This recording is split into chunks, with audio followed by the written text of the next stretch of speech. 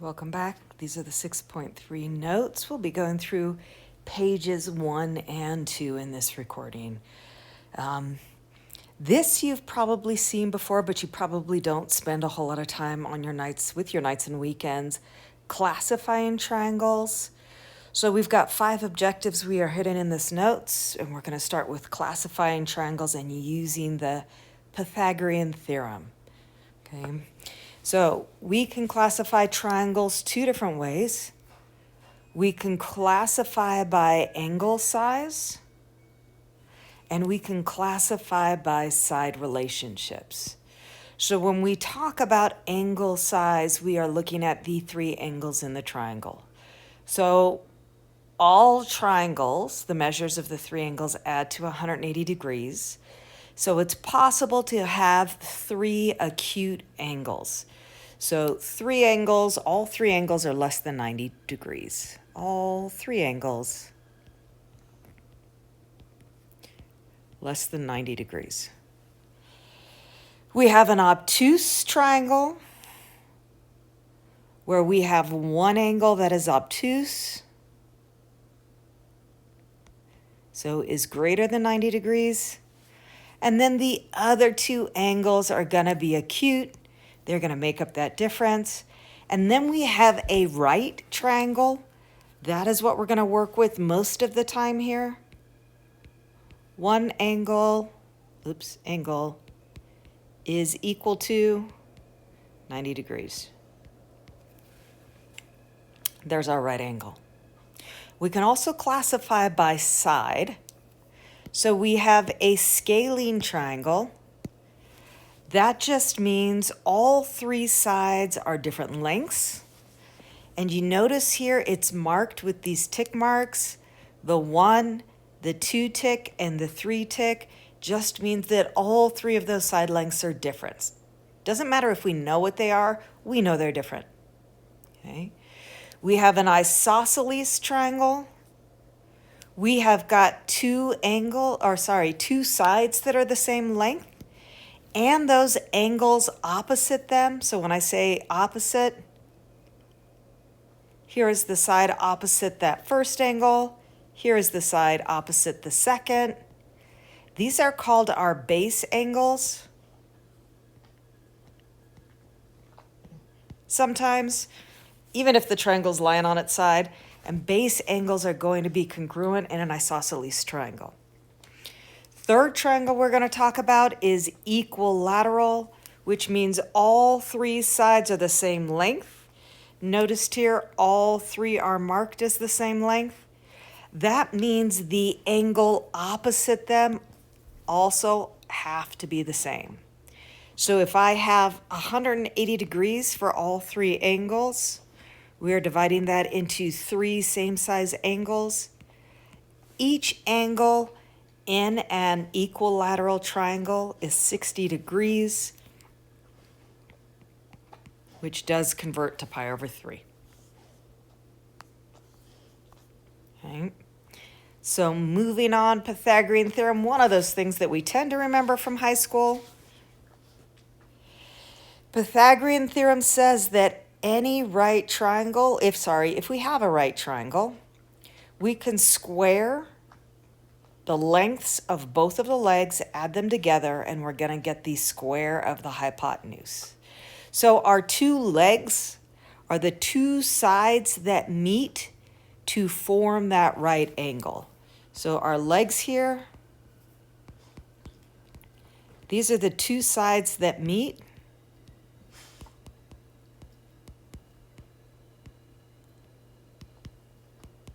To form the right angle.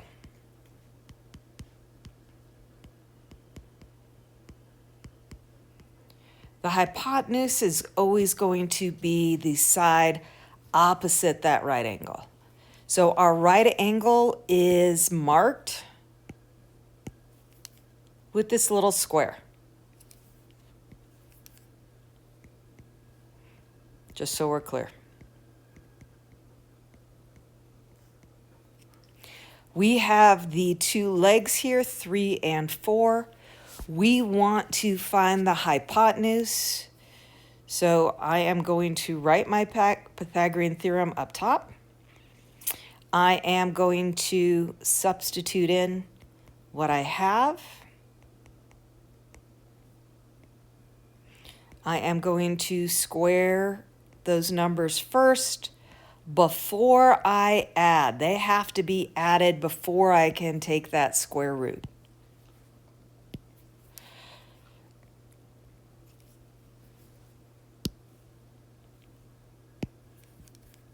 So now I am going to square root both sides. And I get a hypotenuse length of 5. Notice on our second example, we only have one of the legs this 2. So I'm going to label the other leg A. It doesn't really matter what I call it, but I know the hypotenuse is square root of 7. Notice that we're leaving it as that radical. That radical is an exact number. You will usually be asked to leave this as an exact, not convert to a decimal when we are working with problems like this. So there are my 2 legs. I'm squaring, I'm adding together.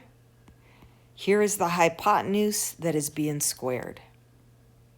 So I have a squared plus 2 squared is 4. Square root of 7 squared is 7. Subtract 4 from both sides. So I can get that by itself. And now I am going to go ahead and square root both sides again. And I am going to leave this side as the radical. We are not going to convert to a decimal. That side length, square root of 3, is a number, and it's an exact number. So we're going to leave that as is.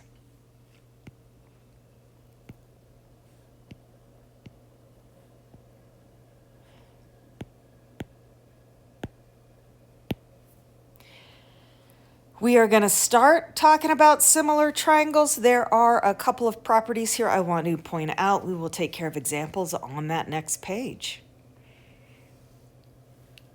So similar triangles are triangles that have the same shape, but they are different sizes. So in the past, we've used this symbol to mean congruent. Basically, the squiggle on top means same shape. The equal part down here, equal measure, is our same size part.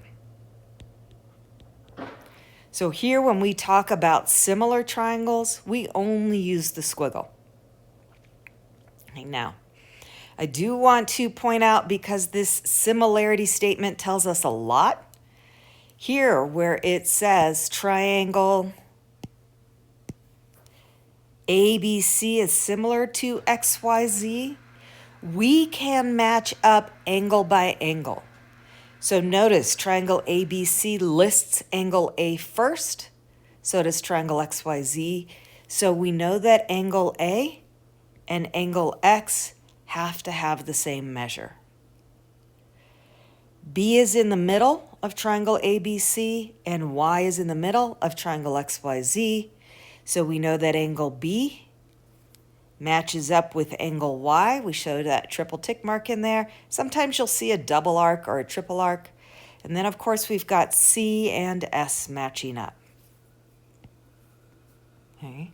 What this means below, all the angles are the same size. So I know the measure of angle A equals the measure of angle X. You can also see it, or you may also see it as angle A is congruent to angle X. We want to make sure we are precise in what we're saying here. We have angle B is congruent to angle Y, and angle C is congruent to angle Z. When our triangles are similar, that means our sides are proportional. So here,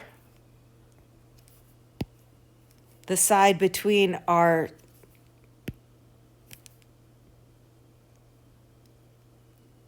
single tick angle and our double tick angle matches up right here, single tick to double tick. We've got AC and XZ are proportional. I can pick a different side. Let's go between our single tick and our triple tick, and our single tick and our triple tick over here. Notice these two triangles are oriented, so it's kind of easy to match them up. It doesn't always work that way. But we have AB. Notice I am listing that in the top of the ratio. It is in the same triangle as AC. XY in the denominator here because it is the same triangle as XZ. So let us find a last side here.